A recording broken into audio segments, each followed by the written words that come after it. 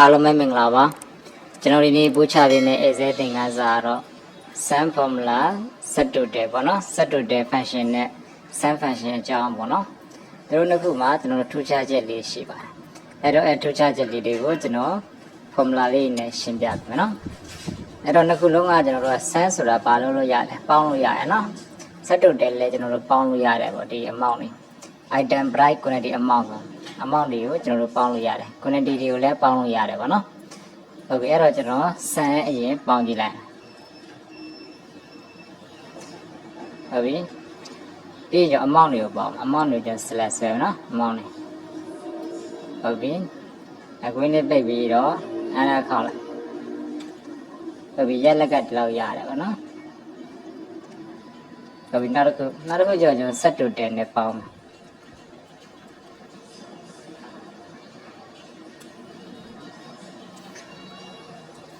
ဟုတ်ပြီ set total မှာကျွန်တော်တို့လုပ်လို့ရတဲ့အရာတွေအများကြီးရှိတယ် average တွေတွက်လို့ရမယ်ကျွန်တော်တို့ count တွေတွက်လို့ရမယ် maximum minimum product เนาะကြိုက်တာလုပ်လို့ရတယ်ဥပမာကျွန်တော်ဒီမှာပေါင်းနေတာဆိုတော့ function number ကိုကျွန်တော်တို့က9ကိုရွေးရမယ်ဟုတ်နော်9ဟုတ်ပြီဒါလေးနှိပ်လိုက်လေရနော် function number 9တို့ကိုကိုဒီမှာ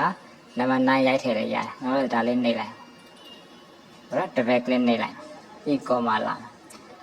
နောက် reference 1ပေါ့ပေါင်းခြင်းတဲ့အရာလေးတွေကိုကျွန်တော်တို့က select ဆွဲမယ်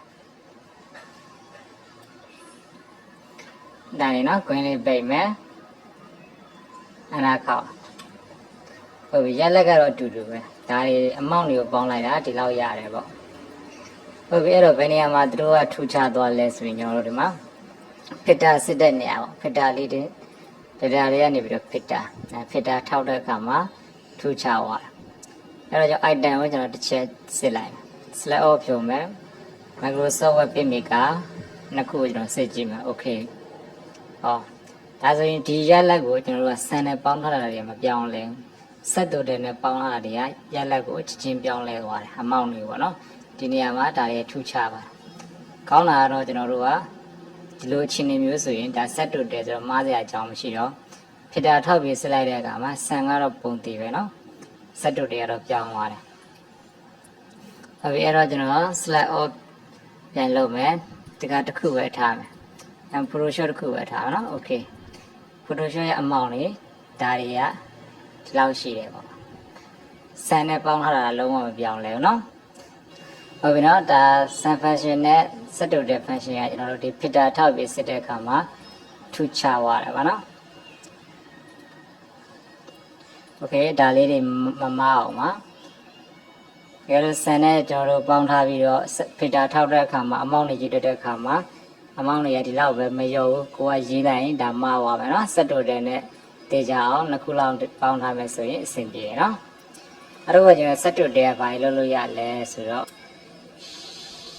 အဝိတကိနေမယ် maximum minimum တွက်လို့ရမယ်နော် number 4 function 4ပေါ့ဒါလေးကျွန်တော်အများဆုံးရှာမယ်ဒီတက်ဘယ်လိုအများဆုံးလဲပေါ့ဘယ်ကိန်းကနေအများဆုံးလဲဟိုဒါလေး double click နှိပ်လိုက်မယ်ပြီးရင် comma လေးလာမယ် reference အများဆုံး quantity တွေကပဲကျွန်တော်ရွေးကြည့်လိုက်မယ်ဟုတ်ပြီ green page under ခေါက်အဲ29ကအများဆုံးပေါ့29ကဘာဖြစ်မလဲဘာလို့ Photoshop 29ဒါအများဆုံး quantity မှာဟုတ်ပြီနော်အဲ့လိုပဲခြား maximum minimum ကောက်နေလက်ရေးတွဲလို့ညီများချင်း set total ညီများချင်း set total တကင်းနေမယ်ဒီခါကျွန်တော်ဘာလုပ်မလဲဆိုရင်ကောက်ရပေါ့နော်နံပါတ်3ကောက်ရင်လည်းကျွန်တော်အခုအမျိုးအစား item တွေဘယ်လောက်ရှိလဲဆိုတော့တက်ကြည့်ရနေကျွန်တော်ဆွဲလိုက်မယ်ဘယ်နှခုလောက်ရှိလဲဟုတ်လား green page အနာကောက်လာတော့15ခုရှိတယ်ပေါ့အဲ့တော့ဒီနားမှာဟုတ်မဟုတ်ဖေးဆွဲကြည့်လိုက်ပါနော်1 2အဲ့လောက်ထားပြီးတော့တစ်ပတ်ကနေ့ချလိုက်15ခုနော်โอเคဒါဆိုမှန်သွားပြီပေါ့ဒါဆိုရင်ကျွန်တော်တို့ set total အသုံးပြုလို့လည်းအတင်းတင်းသိမယ်sum formula နဲ့ set total function ရဲ့ထူးခြားချက်ပေါ့နော်အဲ့ဒါလည်းနားလည်လိမ့်မယ်ထင်ပါတယ်ဟုတ်ပြီကျွန်တော် filter လေးပြန်ဖြုတ်လိုက်နော်ဒါလေးကိုလည်းဟုတ်ပြီဒါလေးကိုလည်းကျွန်တော် delete နှိပ်လိုက်မယ် ဟိုရေခါပြောပြမှာကျွန်တော်ရိုးလေးတွေပေါ့ဒီမှာရိုးကွက်တွေအလွယ်တိုးနီးလေးတွေပေါ့ဥမာကျွန်တော်တချို့ကဒီပေါ်မှာပေါ့ဥမာအိတ်ဆဲရဲ့ဒီရိုးပေါ်မှာတစ်ခွက်လွတ်ချင်တယ် right click insert ဒီလိုလေးတွေပေါ့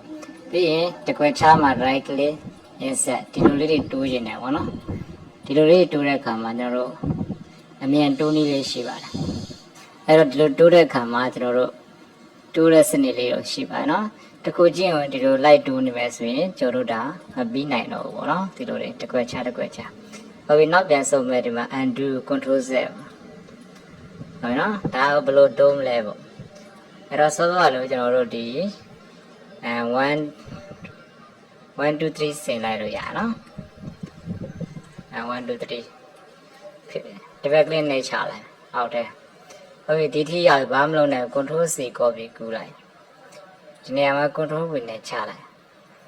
ဒီလိုဖြစ်သွားပြီပါဒီလိုဖြစ်သွားပြီဆိုအောက်ကနေကျွန်တော်တို့အပေါ်ကို select ပေးခဲ့ရနော်ရှက်လေးခံပြီးတော့ကျွန်တော်တို့ပေးလိုက်ရပါလောက်ပေါ့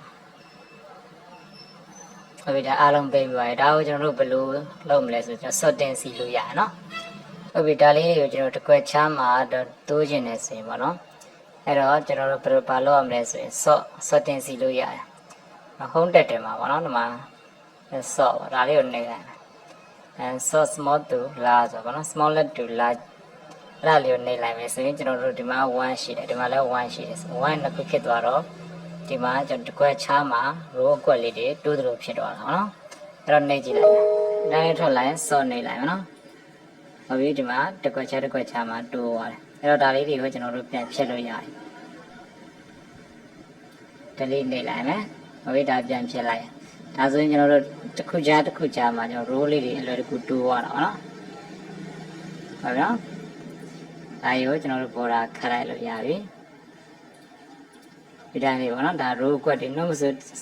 တစ်ခုကို right click insert ဆိုရင်ဒါမပြီးနိုင်တော့နော် okay ဒါဆိုရင်